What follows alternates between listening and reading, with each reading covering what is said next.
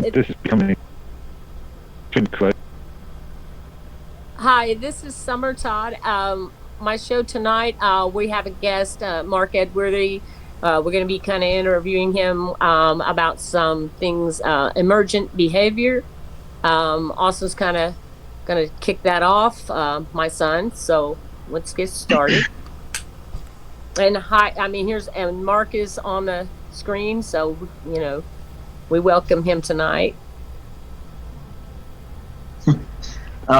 Thank you for joining the show, Mark. So can you start off by giving us a walkthrough of what emergent behavior is?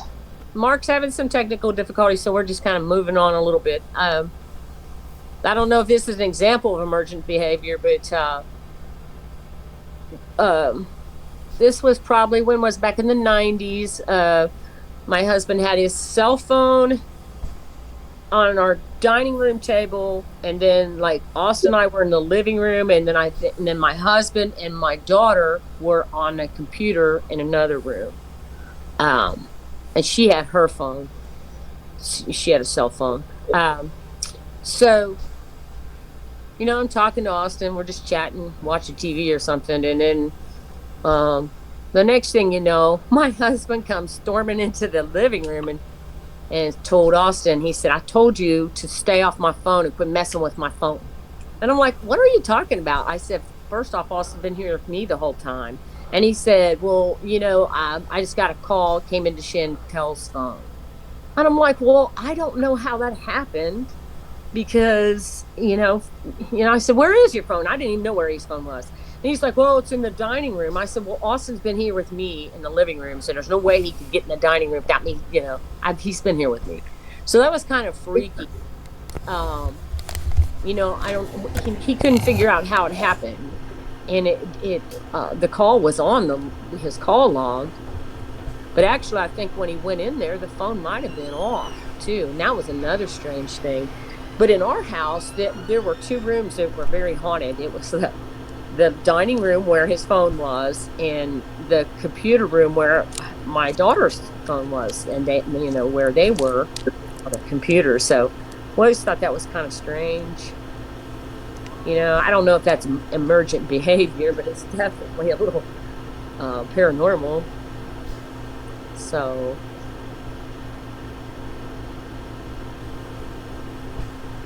yeah, can you hear me, Austin? Yeah, I can hear you. Yes. Still there, Roger? I don't know. Is he gone too? I don't know. Let me scroll down here. Oh, his microphone's turned off. Why do you do that? I wonder. And maybe he's helping. Maybe he's listening in on us. Oh. Well. Yeah, that was one example. I don't know.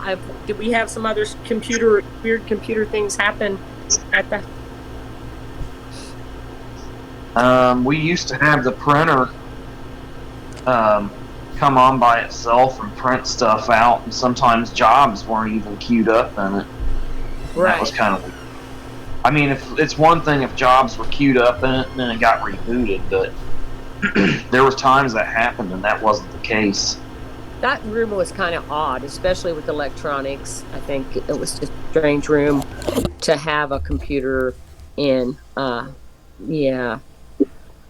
But I know, we had things happen at work that was kind of odd sometimes too, like that. But the weird thing about computers that I think is like, I was going to class, like a computer class in Middletown here where I live, and I had to take an exam, and it was about, they had all these equations and stuff, mathematical equations and things like that. And I don't know what that had to do with computer stuff, but I guess it was just learning how to do those equations. But so I get into the exam and I realize I have no idea what I'm doing. So I'm trying to figure out what I'm going to do, because I was like, I'm going to flunk this exam. And I went back into another screen, and I found all the answers from the person that had been there before. And I knew a couple of them were right. So I thought, well, I'll use these because there's no way, there's no way I'm going to do it. So I did. And what was really weird is they were all there. But when I got to the computer to do the exam, I logged in. So how is that stuff out there? I mean, I know there's history out there, but how is it? How is the whole answer, all of that person's answers on that screen? How did I find those? You know, it's kind of odd. It's like if you look around enough, whatever's been on a computer, you'll find it somewhere. It's almost Oh like yeah, confused absolutely. now. Now, You see, know, back whenever I remember first hearing about all the stuff on computers, and especially the web, everybody used to say if you put it on the internet, there's no deleting it. It's there. yeah, it is. And But now all of a sudden people just don't acknowledge that. They're acting like they can just delete everything that they put on here, like, and it'll go away. oh no, there's like, if you ever watch like murder mysteries or in theaters, the detectives, they can find so much on computers, even if you think you've deleted it. But what's weird to me is like, I'm not real good with computers, but I'm real tenacious. So there's been times where I'm looking for something and I'm just trying to figure out stuff. And then it's like you're going off. This is really weird. It's like you're going for a walk and you're going into the forest and you keep going and you find something. And that's what you do on computers sometimes. You be trying to find something for yourself, and the next thing you know, you found something you shouldn't have found, or there's just something that comes up and it's strange like that.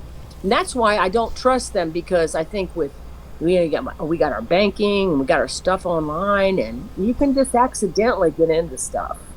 And if you're on them enough and long enough, I think the computers can even get like confused. It seems like I know that I really have gotten into some areas like at work. Sometimes I'm like, I know I'm not supposed to be here, and I don't know how I got here. So I don't know how that happens. I just guess because it's all out there, like you said. I remember years ago, my dad was having issues with his cell phone, so he called the customer support, and it was in India. Yeah, And there was an Indian tech support guru talking to him. He had dad getting into all kinds of stuff on his phone that he wasn't even aware existed. that's Dad was just he was just blown away. He was like, it's like I didn't even know my phone could do some of the stuff this guy had me doing on well, my phone, and some of the stuff that was on it even existed. well, that's the way everything is now, though. Like with our cars and everything, we don't know half the stuff that they do, and there's just Oh, not even a quarter. right. I was thinking, are you back, Mark? Yeah, I'm back. Okay, Thanks. I hear you better. Cool. Yeah, yeah. Okay, so No crackling now. so Roger, do you want me to ask Mark the opening question again, or did you get his answer? You can do it if you want. I mean, we're Yeah. already in the middle of the episode. And, Right. So yeah, go ahead. I'll ask him again. All right. So thanks again for joining our show tonight, Mark. It's always a pleasure to talk to you. So can you please start by giving us a basic walkthrough of what emergent behavior is, and how it has arisen to be a thing in the technology world? How's it risen? Not sure about how it has arisen. That's probably a very complicated subject. But just to give you a definition, emergent behavior is something that is a non-obvious side effect of bringing together a new combination of capabilities. So, as an example,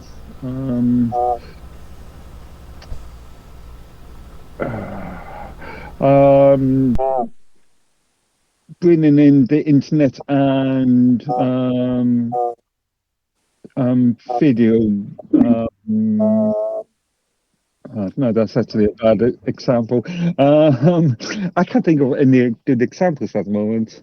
My brain's gone dead.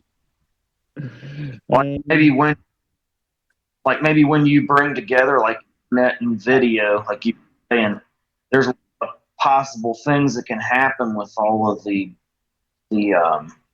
ins and outs and all that lead to some other outcome. Yeah. How I'm understanding Yeah. kind of what you're saying. Right. But as far as how it's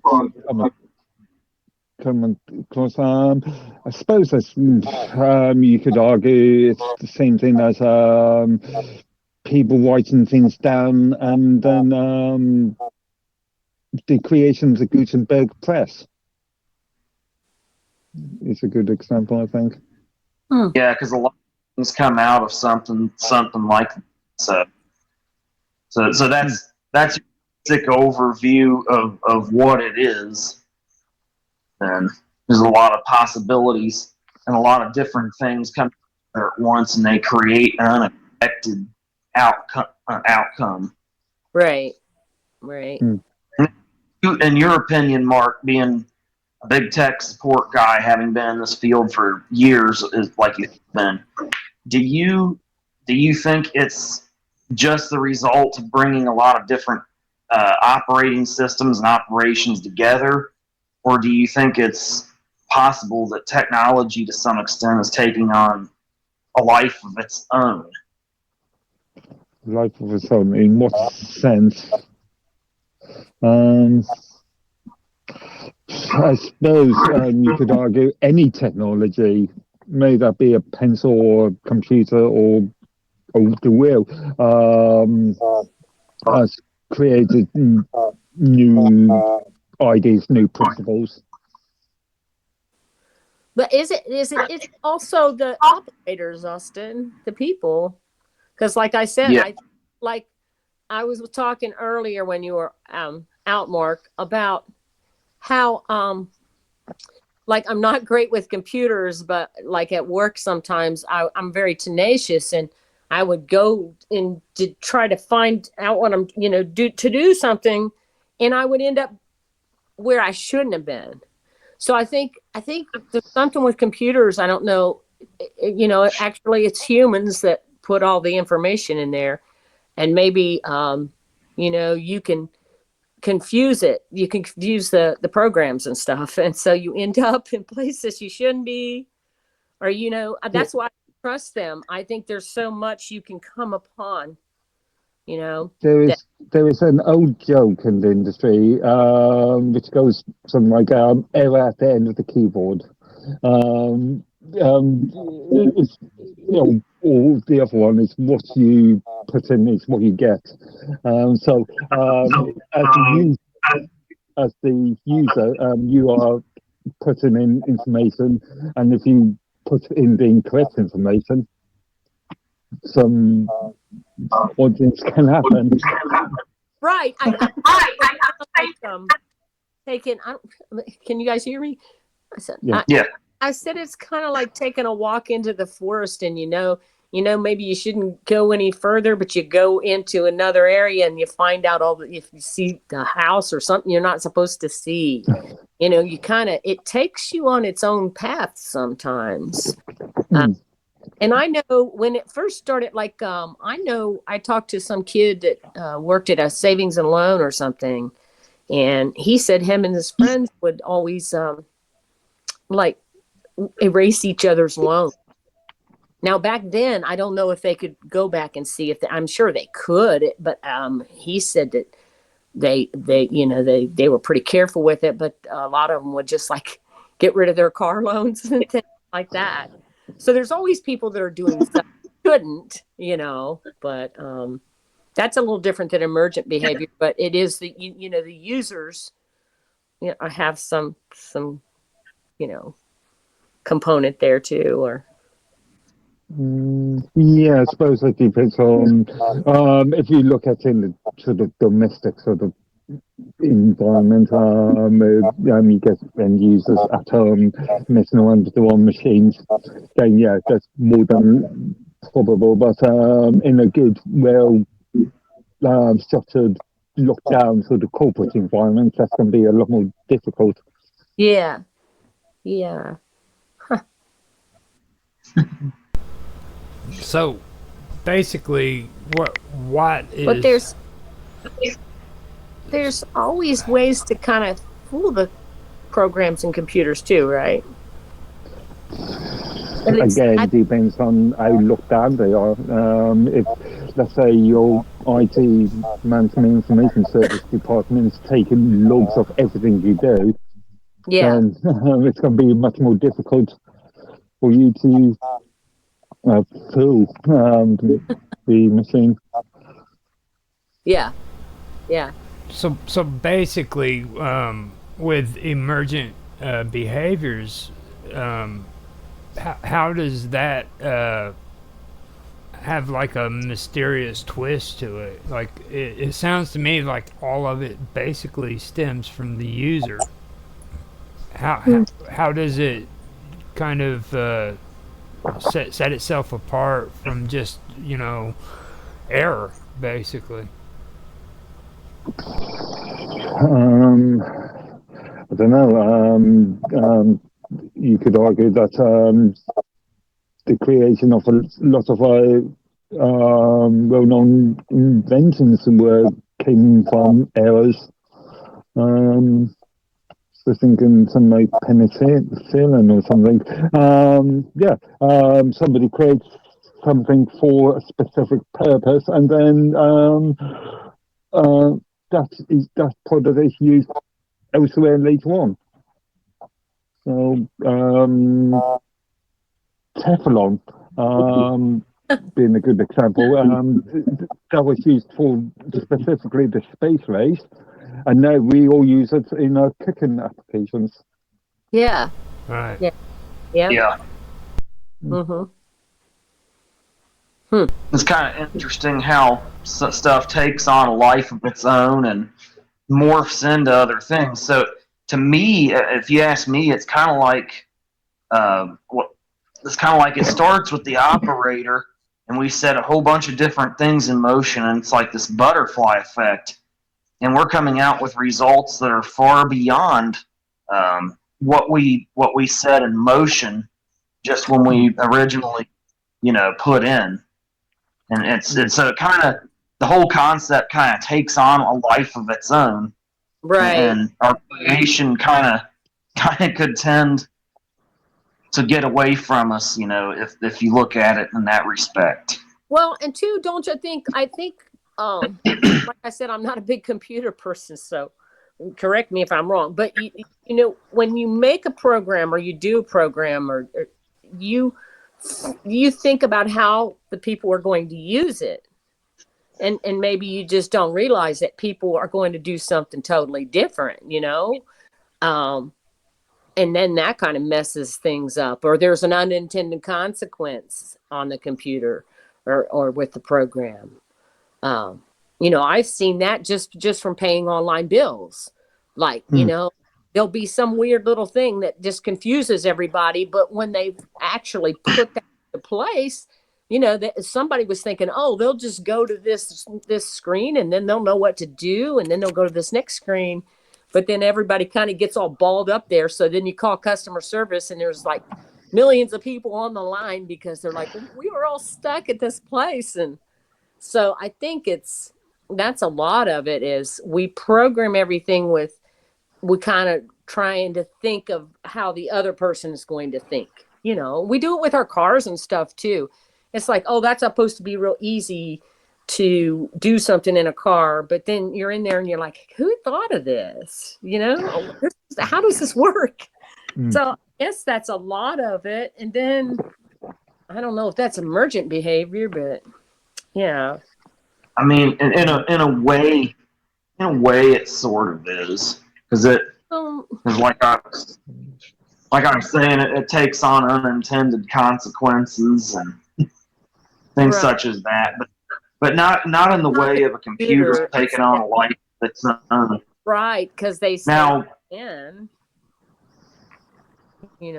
Now, Mark, when working in the field, have you ever observed computers talking to each other when they were not programmed to do so, or doing things they were not necessarily programmed to do. Not intentionally programmed. A bug might arise, which, I don't know, you inputting something into a database and then a bug arises and that clears those database records, as an example. Okay. Oh, okay. Yeah. I suppose is the most obvious example. Now, earlier, they mentioned cars. Okay, now when you're talking emergent behavior, what about the recalls that happened with Tesla, where they had to recall their cars because they were actually trying to take off on their own and stuff like that? You remember that? Yeah, I think I did remember hearing that. Didn't you? Yeah. I've heard so many scare stories about electronic vehicles. They said the AI was screwing up on them, and they had to recall them because of it. Yeah. Yeah, I've seen this in other industries. At the end of the day, it's really down to testing and quality assurance processes. Or the majority of it is. If you produce something that has some, let's say, dodgy sort of code in it, and that will appear sooner or later when the users are using it. But this is why, when if you've noticed in the Canaries room, it's on mine, I'm also always talking about quality assurance, making sure that the quality assurance processes are up to scratch. Yeah.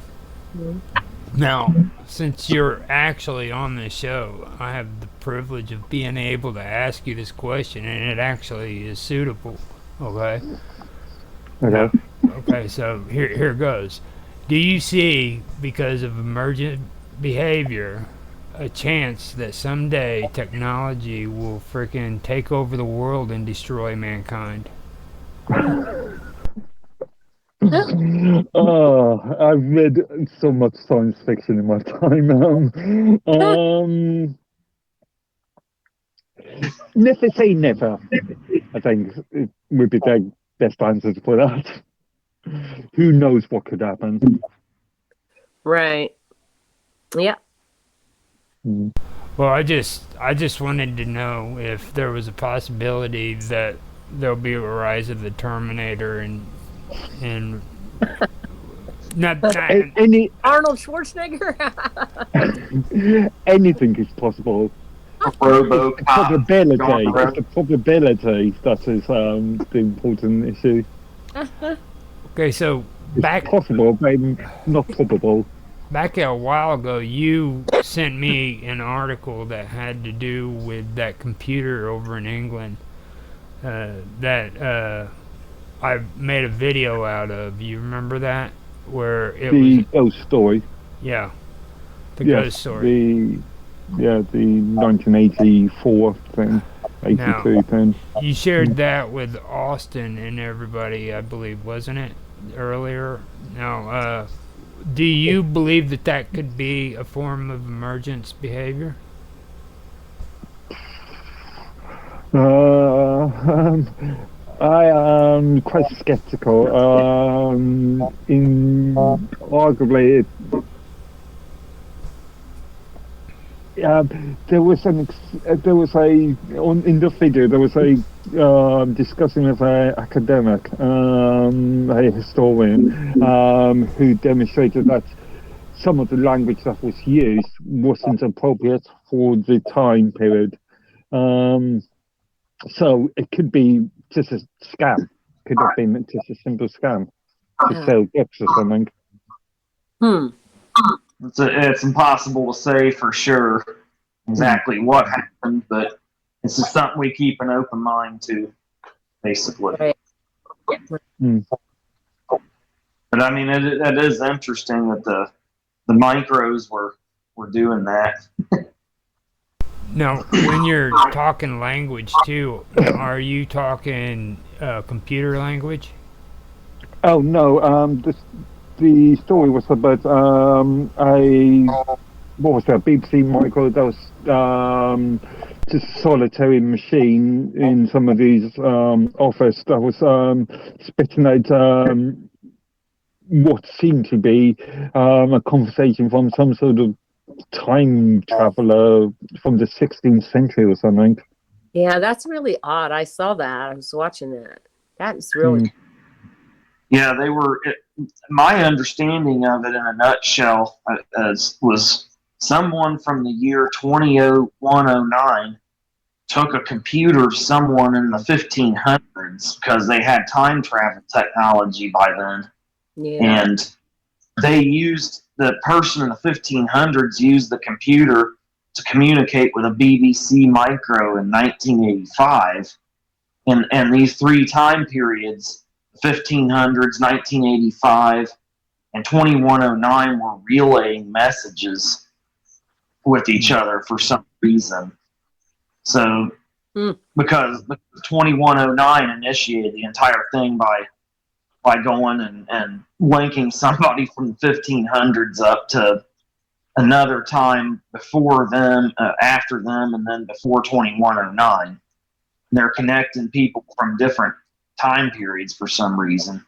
Huh. But the thing I didn't understand was what purpose would that have been for? Why would someone in the year 2109 want to link all these people from different centuries talk to each other? Yeah, it's an amazingly interesting concept, but why would they do it? Because the 2109 was never really clear why exactly they were doing it. From what I could understand, they said there was some divine purpose to it or something that was going to propel humanity forward, but that they couldn't delve into what it was. So that Well, trying to act like there's time travel or something. yeah. Apparently, people by the year 2109. Well, you know, Something there's that- always been those stories like we saw some on Unsolved Mysteries, like back in the 1800s or something. They had a picture with this guy supposedly had a cell phone, and it like so there's weird Yeah, like that. yeah, oh yeah, we can do an entire episode on like time slips and pictures and stories that supposedly point to it. And that story Mark gave us about the BBC micro, that kind of does tie into that concept. But as always, who knows really if it's true or not? It's right. It's impossible to say. Something that confused me about that video is it was very rare at the time for people to have any sort of means of communicating or telecommunications using those devices, and I don't think it was actually ever mentioned in the video about if it was connected to a telephone line or not. Right. I suspect it wasn't. Yeah. Now, you did say, though, that he was a teacher and that the computer came from the school, right? Yeah. Yeah. Yeah. But even in that sort of scenario, at the time, external communication was not that much heard of. Right. Yeah, I agree, because I remember when I was in school and they had computer class and stuff, and all the students would go into the library and there was all these, they were networked in the school, you know what I mean, but they weren't hooked up to the internet. Right. Yeah. They were The BBC uses a connector protocol called Ethernet, and as far as I can say, within the UK Ethernet wasn't used that much. Right. So yeah.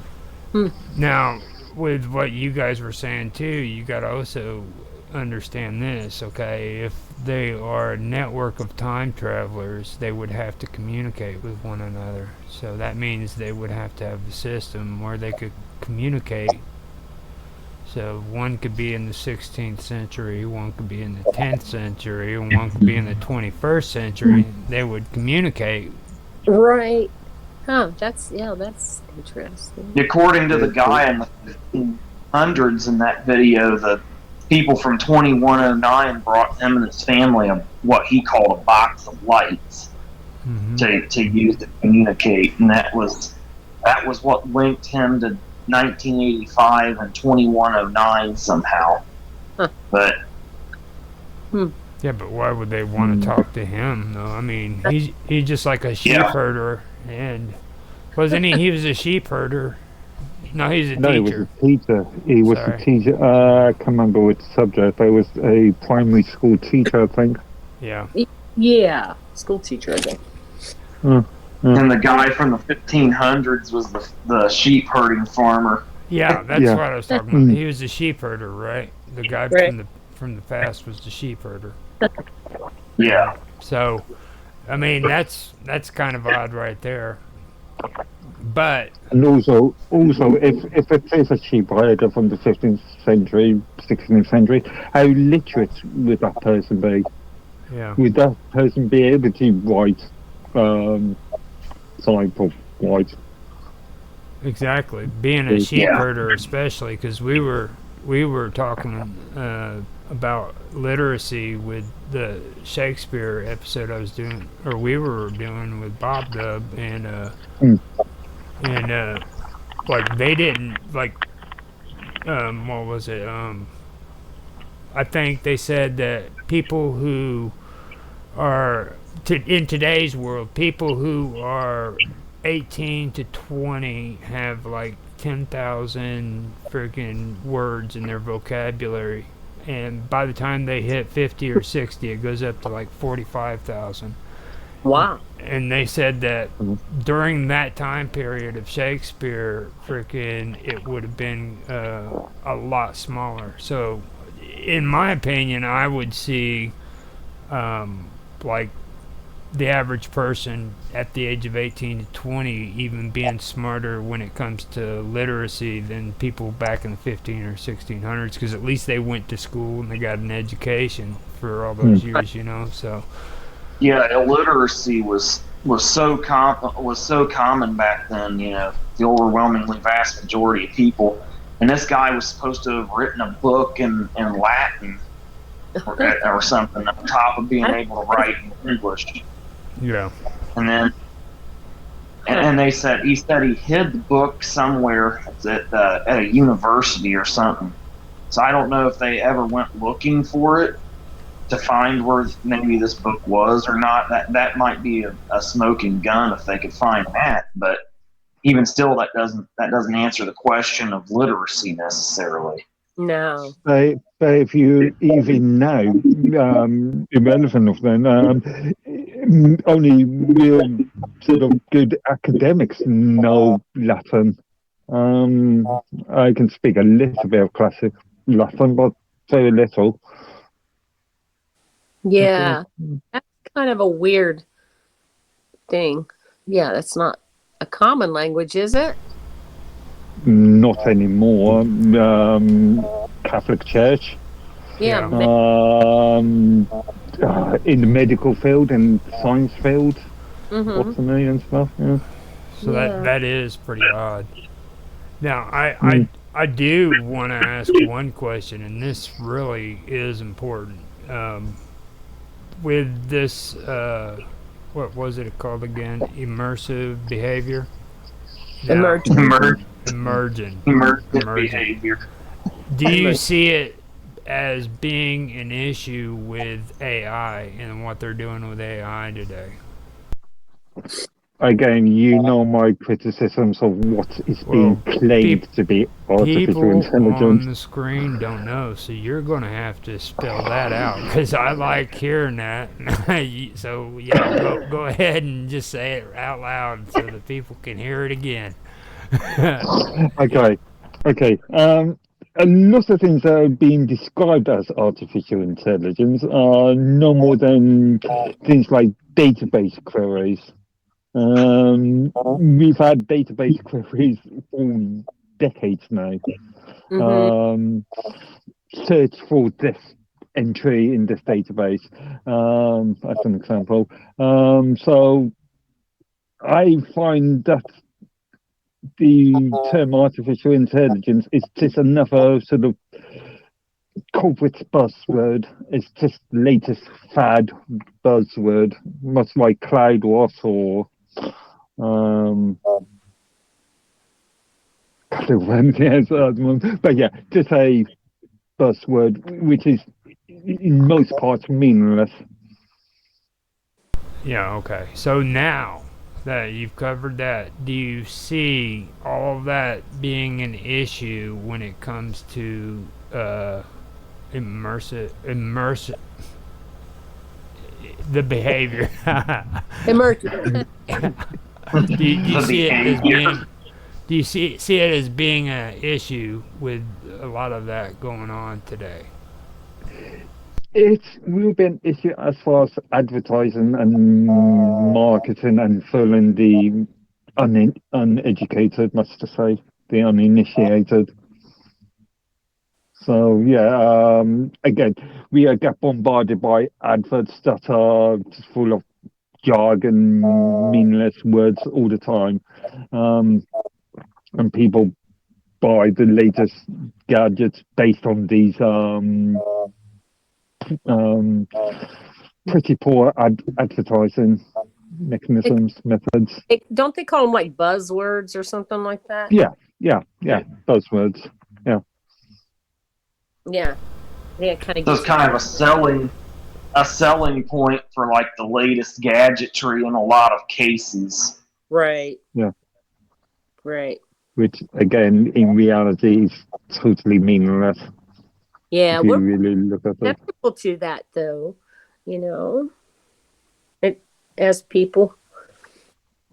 Yeah, I played around with some of that AI in the last week or so, and there's a lot of things that struck me kind of peculiar. Like they like to call it artificial intelligence, but the thing of it is like if you have two things that relate to one another, but they're geographically separated, they won't correlate the two instances and come up with an answer appropriately because they don't see the connection between something in Africa taking place and something in India taking place, like say 1,000 years ago.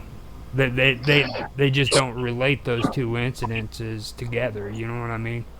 Mm-hmm. Yeah, So if we use an example like ChatGPT as a good example, that is just really a glorified search engine. It just looks at other sources, so other database entries, and then just spouts out an answer based upon those other sources. I think me, you, Roger, and what's it, Chris Duguid, had a conversation back on in the previous stream about what is intelligence, the definition of what is intelligence, which is a very our large area. Yeah, I believe it area. was Mr. Robot and Tan. That's Okay, Tan. yeah. What was That was the good episode where Mr. Robot got me in trouble on Facebook or YouTube. indeed, yeah. Yes. Really? Yeah, Mr. Superstar. Huh. That's weird. Yeah, it was interesting, and don't worry about the subject matter because we don't want to get in trouble again. Yeah, he got you a strike on your channel for. Yeah, well, it was a warning. It was a warning. Thank God it was just a warning.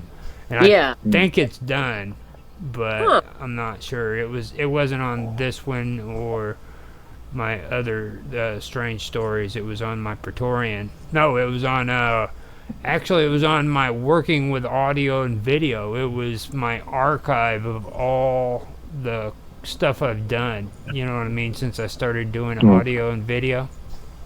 And we were doing tech talk on there and he had to say the one word that would get YouTube pissed off at me.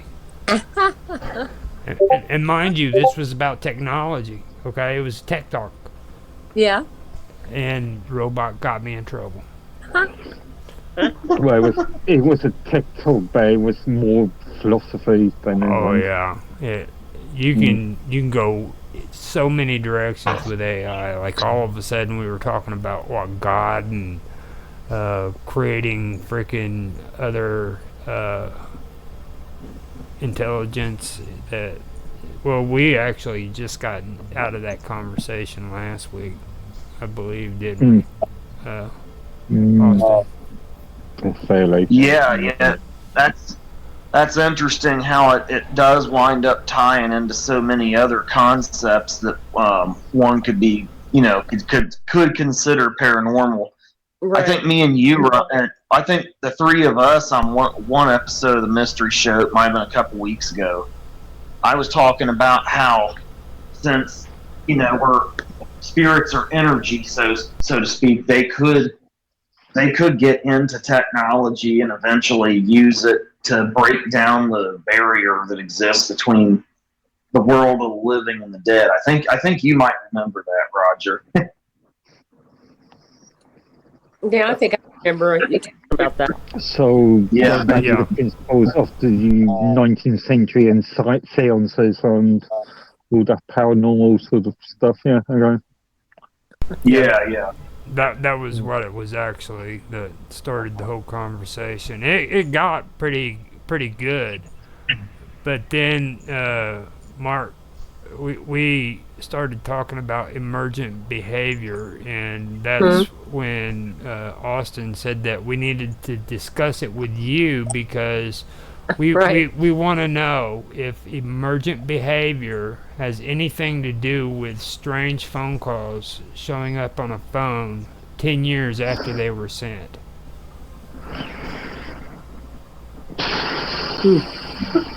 I would need more details than that, but I doubt it. Well, we've got That details. sounds odd. We got details, believe it or not. I think Summer has a story that she needs to tell you about a telephone call. Oh, about the my husband's when his phone called mine. Yeah. Yeah. Yeah, you should tell that story. Yeah, tell the story. I just I had gotten a new phone, but it wasn't very new. I had had a couple months, but my husband's gone. He's deceased, and he'd been deceased probably about 3 years, I think. And I had my phone on the kitchen table, and he's in my contacts. He was in my contacts, and the phone rings, and I go over to it, and his name came up on it. Was his contact.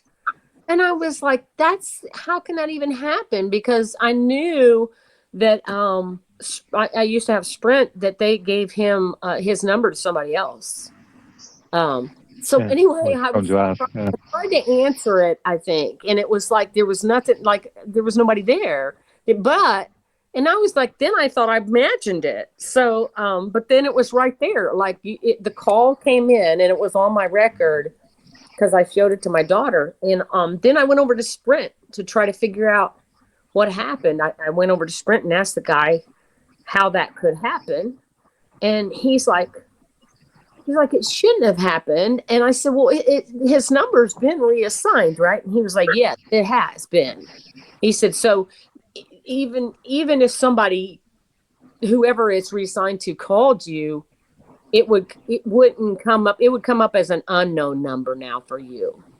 He said, and then how would they call you anyway? He said, because it's nobody you know, I'm sure. He was kind of freaked out. So anyway, it was bothering me. So I called my husband's old number. I got a hold of some lady, and I kind of just told her what was going on. And she was like, well, goodness. And I was like, I just want to know, did you accidentally call me today somehow? I said, I don't know how in the world that could happen. She's like, no, because she said, basically, I use my phone for texting mostly. And she said, so No, I didn't even make any calls today. She said, "I'm sorry to hear about your husband and all that." But and I guess she didn't think I was crazy, but it was weird.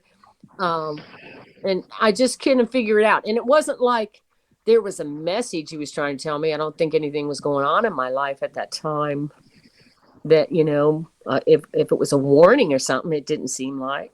It was just strange. So yeah, and I've heard people say that happens. And then somebody was telling me, they tried to tell me, they were like, "Well, it doesn't matter as long it doesn't matter if that number was reassigned. If you've got it in your contacts, it can call you." So I'm like, I don't know. No. It's possible if they were given the same SIM card and your contact was still stored on that SIM card, but that's very unlikely. But then I'd be getting calls from this lady all the time, and actually she said, "I've had the number a while," and I was like, "Yeah, that's what I was just trying to figure it out." And the guy at the Sprint store was like, he was kind of freaked out. He was probably in his late 20s. He's like, "I really don't even know how that could happen." So yeah, that's just unexplained stuff. I don't know if it's really technology, but and then we were talking about, we used to have a computer. It was in this room. Well, we lived in this old haunted house, so the library where we had our computer, that room was always weird. And Austin was talking about how sometimes the printer, you just like, it would just start printing. And I know, because I've worked at a university, you get jobs in the queue, but we didn't have any jobs in the queue there a lot of time. It just print some odd thing or just print nothing. It was strange. Well, that could just be down to faulty equipment. Huh? Possible. That could be just down to faulty, yeah. Yeah, and back in the old days too, like that was back in the 90s when you first get, you get in the computers and setting up the printers and all that crap, it's always kind of weird. But yeah. Austin had recorded and had some weird stuff happen at our house. Remember, Austin, did you tell him about that? No. There's been a number of times where I was recording in my studio and stuff, and I would pick up things that I didn't hear while I was recording. I'd go back and listen to the recording, and stuff would be in it. So I think sometimes I've tied this back to the unexplained or the world of the unexplained. Yeah, we heard the woman talking in the video, right? That was strange. Yeah, that was weird. Be down to position of speakers or microwaves, or it could be some sort of interference. Could be too. Yeah, that's possible. Right. Now see, that's important right there, because, like, believe it or not, Mark, what you did is you helped debunk or frickin' verify things, you know what I'm saying? Like, what you just told, what's her face? I'm having a brain fart. Summer is something that verifies that this shouldn't have happened, you know what I mean? Like, her incident is something that shouldn't have happened when it comes to electronics. Whereas you told Austin that could have been because of feedback, it could have been from technical issues, things of that nature. Yeah. So that is the way it usually works out, you know what I mean? That's actually a part of the paranormal too. Like, a lot of people don't see that because they always watch Ghost Hunters and some cool freaking show where people are running from ghosts in dark alleys, Isn't the term paranormal attributed to things they cannot explain? Right, exactly. So in Austin's case, his issues could have been explained because of bad placement of speakers, as an example. Right. And see, that's what I'm saying. That's also a part of, like, doing the whole paranormal thing. Like, people also debunk it to where they make sure that it's verified. Like, you don't just go out and say that this is a paranormal event when there's something that can be freaking attributed to it. You know what I mean? Like speakers or stuff like that. You know? Right. I think sometimes, I mean, I'm not a skeptic when it comes to paranormal, but sometimes you do get more credibility by debunking things that are not paranormal, as opposed to, you know, things that are really unexplainable. Right. Because, you know, you got some people, they think everything's paranormal phenomenon, but it not always. It isn't always. So you got to learn to debunk some things, and then, you know, that way you sort out better what's unexplained and what isn't. Right. I did think it was odd recordings, because most of the time you didn't have a lot of interference. It was their very clear recordings you have, Austin, and then scared the one where. Yeah, like it sounds like somebody's walking around downstairs in the house, and that's funny too, because we didn't have carpet, we had big rugs and stuff, so it was really strange. It was pretty weird. Now, one thing I would suggest is try to reenact the sound. Yeah, I think, you know, we've done that before too. And do it from any kind of way that you could possibly imagine. And if you can't duplicate the exact audio that you got, then you know something's up. Right. Okay. It could be. I don't know. It could be. Thinking about it could be wind, it could be, I don't know, rodents in the crevices or your walls or something. It could be a million and one different things, yeah. And then I think when you left for a little bit, we talked about another phone thing that happened. Maybe it's weird because it was my husband's phone again, but this was when he was alive. He was in a room with my daughter, and they were on a computer, and she had her little cell phone beside her. And then Austin was in another room, we were talking, and then so my husband's phone was in another room on a dining room table, and I think it was off. So he was with my daughter, and I guess he got like an incoming call from his phone. So he comes storming out to the living room, and was Austin. I don't know how old Austin was then. A little bit young. He was maybe just a teenager, but maybe not even a teenager. And my husband was like, I told you to quit messing with my phone all the time. And actually, Austin really didn't mess with his phone much anyway, but he was like, I told you to leave my phone alone. I was like, what are you talking about? I said, because Austin's been here with me the whole time. I said, where is your phone? I didn't even know where his phone was. And he was like, it was on the dining room. He had to go in the dining room. And I was like, no, he didn't. I said, he's been here with me the whole time. So, and I even think, like I was telling Roger, I think the phone was off. I think his phone was off. So I don't know how his phone called my daughter's phone.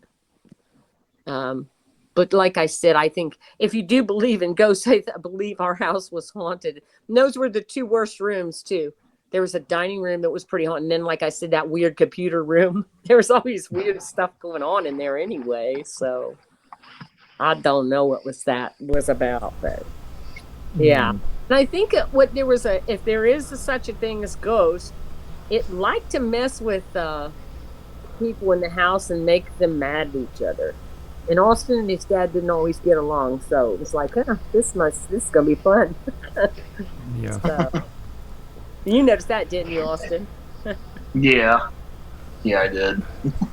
See, I told Mark before we got on here that he was going to have to deal with some hardcore situations in this conversation. So, I just now got him to where he would talk about Shakespeare and stuff like that with me, and yeah. So, what is your take, though, Mark, when it comes to, like, spirits, even supernatural? Like, there's a difference between supernatural and paranormal and technology. Right. So, like, what's your take on that? Do you think there's any kind of valid point to it? I am going to go down on the my sort of agnostic sort of approach on this one. There is no evidence no direct evidence to suggest that there is such things as ghosts. Yeah. Not to say there isn't, but Right. there is no actual direct evidence. Right. Right. Well, they never really have. Yeah. I mean, if you look at people's stories and stuff, I guess, you know, you have to think maybe it can't. You have to think there's something to it, even though we have direct evidence. Right. Mm. Right. I kind of never really believed in ghosts or anything until I moved into that house. I mean, there had been some weird stuff happen to me a little bit here and there, especially at my parents' house where I grew up. But I never really overthought that, and I kind of forgot it as I was getting older. And then we moved to this house, and it definitely had its share of events that were unexplained. So yeah, funny you mentioned. Funny you mentioned that. My parents' place, the place that I grew up in, my mum always used to say there was a ghost in the attic. I always put it down just to wind, and it was it's a 3-story sort of normal terrace house. So yeah, I always put that down to wind. Right. Yeah, I think always a way you can maybe say, oh, it could be something else. Yeah. But do you think that possibly there could be a connection between electronics and ghosts, if ghosts did exist? There is an argument to say that when you die, for a better word, your soul is we are energy related beings, and energy doesn't disperse or doesn't get destroyed. So you could argue that it's a form of a soul, and therefore if energy doesn't get destroyed, the soul, quote unquote, is still out there somewhere. Right. Does that make sense? Yeah. Right. That does make sense. Like, we've actually mentioned that before. It's like energy can't be created or destroyed. It can only be transferred. Mm. Yeah. Right. Now that is probably, I would say, about the closest we have to scientific evidence that there could be some kind of afterlife, is the fact that we know we're made up of energy, and it always exists. So I mean, that could very well, that energy, when it's gone or even when we're still alive, could interfere with electronics in ways that we're not scientifically aware of as of yet. Right.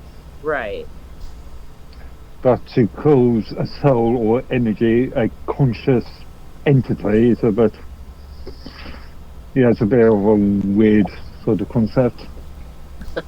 Right. Well, see, that's also something that a lot of people, even in the paranormal world, have a issue with. Like, there's different kinds of paranormal. Like, there's we were talking the other day about what did they call that, where freaking something is like burned into a certain time period or a certain area where spirit will do things over and over again. Repeat hauntings? Yeah, repeat hauntings. Now, It's not like imprint on the energy of the area from some event. Yeah.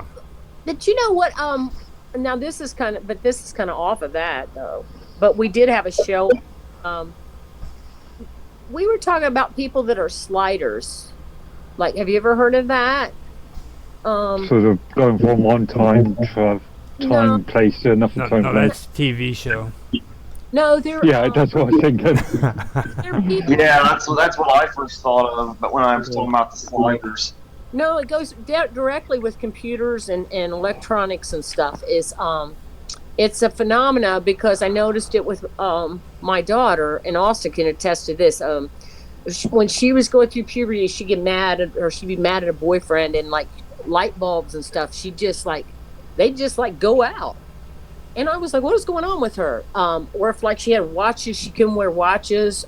Computers would do weird stuff because I guess it's just a real intense energy she had. And so I was reading a story about it. A woman said, I can't wear watches because if I get upset or I'm highly emotional, they never work. And they're sliders. They call them sliders, and they affect, like, there's actually people sometimes at work, if they get upset, they mess up their computers. Their computers just are messed up. And that's actually, I think they've pretty much proven that there are some people like that. And it was weird. I was talking about it at work one day to one of my student workers, and there was a professor, and he's like, I can't wear watches. And he's a real intelligent guy. He was like, I can't wear watches. I can't.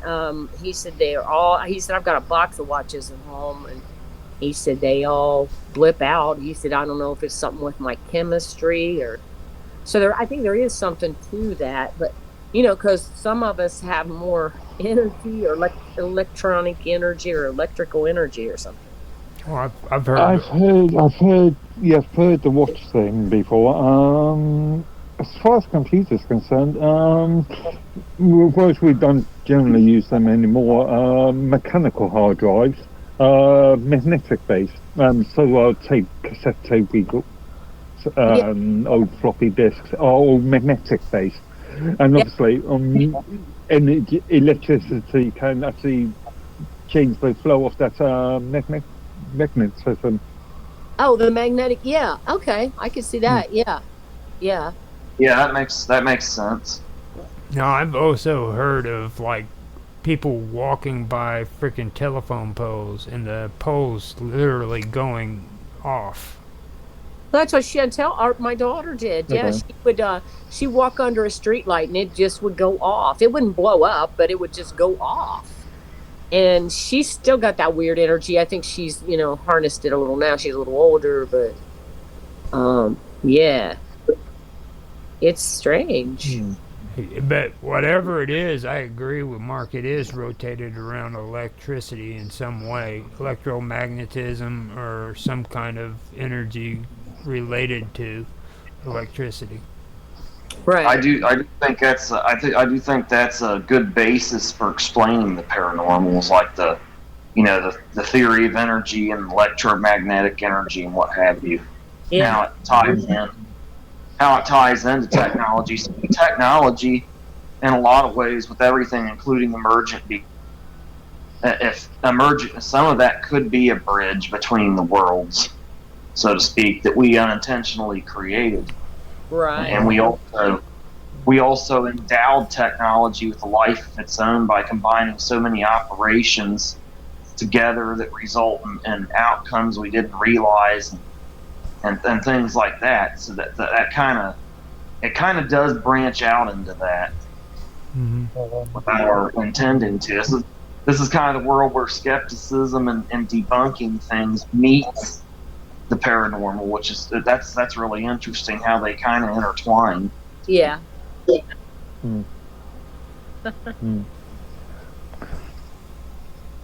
So we are definitely at the hour, man. You wanna? Oh yeah. you wanna call it a day? Or are you guys done with your questions? I'm Any more? finished. I The final unloaded. thoughts. I unloaded. I finally got Mark on an episode that was about freaking ghosts and UFOs and all that good stuff. So guess what? I hit him with the hard one. Like, I actually asked him, I was like, do you think that technology will someday turn against man and destroy civilization as we know it? Oh my goodness. And, That's so dramatic. well, I have to be. I mean, I mean, didn't we virtually see that was COVID?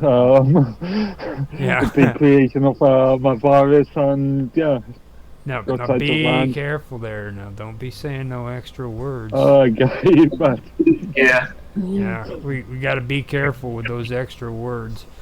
The ingredients is especially is what will get us. So, just, Yeah. Yeah.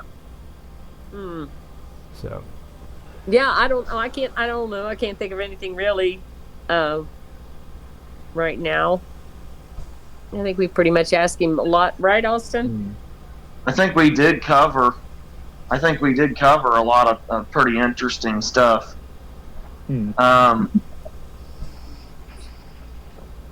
Now, if you want to hang out after the show, you can hear my recording for everything about aliens, because that's another thing I've been That's trying to another get thing. more. That's another thing that's supposed to affect computers and lights and all that stuff, isn't it? now, Yeah. It's kind No. of crazy. But I'm not a big alien person, but I don't know. There might be something to it because a lot of people have seen them. So to now say that, you guys oh, they claim understand. to see them. Yeah, you claim. guys understand. This could be a little too hardcore for Mark. I mean, he's like, now we're talking about ghosts. I had him on talking about Shakespeare. Now you want to talk about aliens with him? He's gonna not the talk to alien me person. for like. Is that too much for him to deal with at one time? We need to No, I ease think I'm okay. I think I'm okay. You're gonna be able to handle it. Okay, cool. Because Maybe. we've got some pretty good stuff that we're going to be talking about. So okay. Well, Yeah, I'm frozen up right now, so I need to get off and back on. 'Cause I can't. Everything froze up. I can. I'll get hear off you. and back on. Oh. What? Go ahead. I can hear you. It's just give it a second, and it probably will pull the video and everything back up. Your phone has to adjust. yeah. Okay, maybe I. Yeah. Yeah, maybe should I refresh it or no? If I was you, I wouldn't touch it. Every time you touch them things, that something happens. Okay. Those ghosts. What, Like- wrap this up and do a whole other show, or what are you guys just like continuing on here, or what's going on? Well, you have to say something to end the show, and then I have to Okay. hit stop stream, and All right. and it's all good, and then we can just keep. And then we'll sit and talk after the stream about what I'm gonna talk about for a minute, and then he'll record me talking about it. So Just you invite got me. you got to I'm say fine. your fancy words. Well, just invite me back in after I get off of here, and I'm gonna go get something to eat. Yeah. Okay. All right. Okay. I think we're all done tonight with everything, and thanks, Mark, for helping us with our questions Oh, and it's been fun. show. Yeah, thank you for joining the show, Mark. It's always good to talk to you. Okay. So, Well, have a good weekend, everyone. Want me to get out here? I don't know how to get out.